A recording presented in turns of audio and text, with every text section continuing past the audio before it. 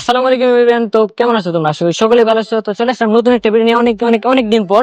আমার হাতে আছে ডিজে মিনি এসই। আজকে এটা আমরা ফ্লাইট টেস্ট করব আর বিভিন্ন যে কুইক শট গুলো আছে কুইক শট গুলো দেখাবো। Let's go. তো প্রথমে আমরা ড্রোনটিকে বের করে নেব। ড্রোনটিকে বের করে নেওয়ার পর সামনের দিকে গ্যাম্বলের উপরে একটা প্রোটেক্টর লাগানো থাকে। এই প্রোটেক্টরটা খুলে নিয়ে ড্রোনটিকে আনফোল্ড করব। ড্রোনটিকে আনফোল্ড করার পর আমরা এটা সাইডে রেখে দিয়ে রিমোটের কাছে চলে আসি।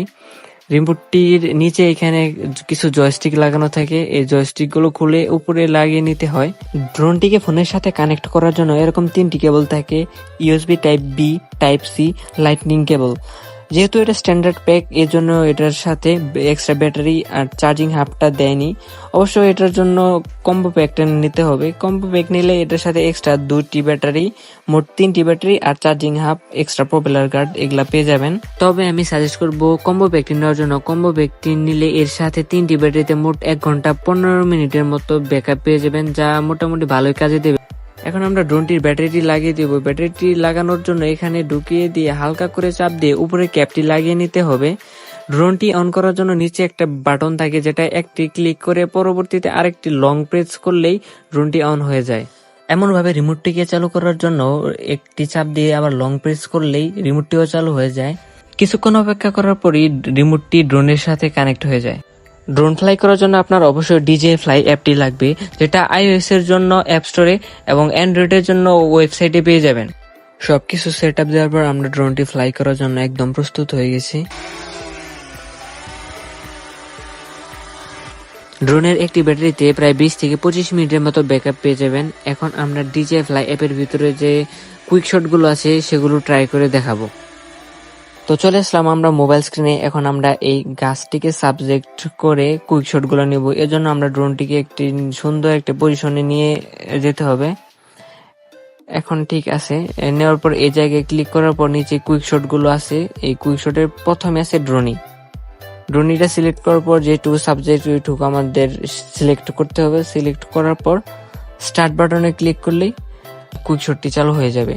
মেমোরি কার্ডের ভিডিওটি আমি সাইডে প্লে করে দিচ্ছি। যেহেতু আমি দুপুর 2টার দিকে প্রপার লাইটিং কন্ডিশনে ভিডিওটি করেছি, এর জন্য ভিডিওটি অনেক সুন্দর আসছে। তবে বিকেলের দিকে ভিডিওটি করলে আসলে তেমন একটা ভালো আসে না। তবে দাম হিসেবে বিবেচনা করলে ঠিকই আছে।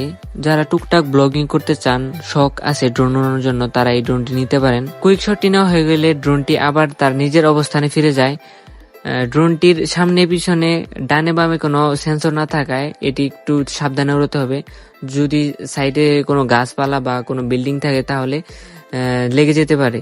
এরপরের কুইকশটটি হলো রকেট, যেটির সাবজেক্ট সিলেক্ট করার পর সরাসরি উপরের দিকে উঠে যায়।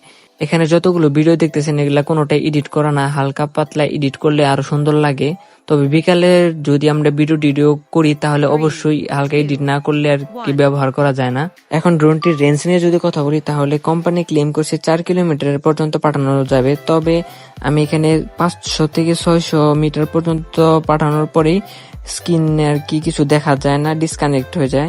কিন্তু রিমোটের সাথে কানেক্ট থাকে ঠিকই, রিমোট কন্ট্রোল করলে ঠিকই কন্ট্রোল হয়। তবে আপনারা যদি চান তাহলে এর পরবর্তী ভিডিওতে আমি এটার রেঞ্জটা টেস্ট করে ভিডিও আপলোড দেব।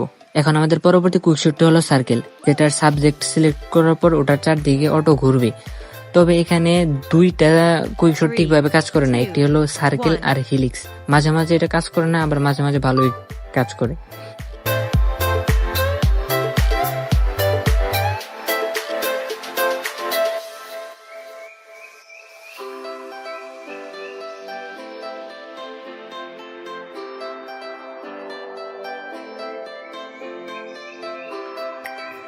তো এখন আমাদের ডিজে মিনি এসি এর লাস্ট কুইক শট, যেটার নাম হলো হিলিক্স, যেটা আমার পার্সোনালি খুব ভালো লাগে। এটাই বেশিরভাগ সময় আমি ইউজ করি।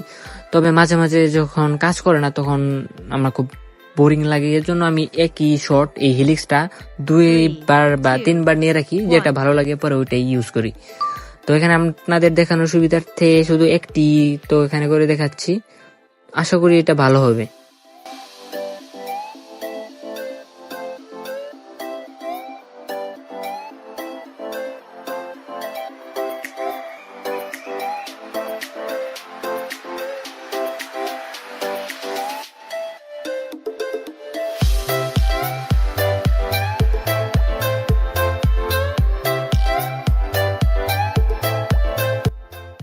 এখন আমরা ড্রোনটি স্পোর্টস মোডে রাশ ফ্লাই করব।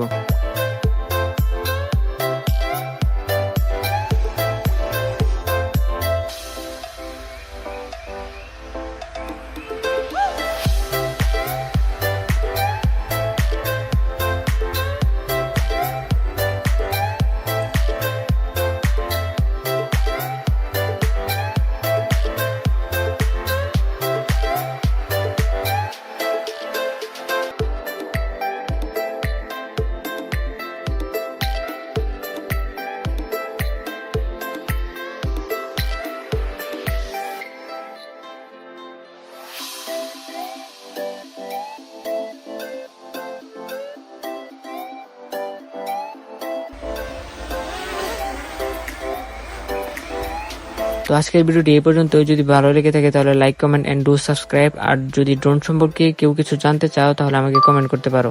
আল্লাহ হাফেজ।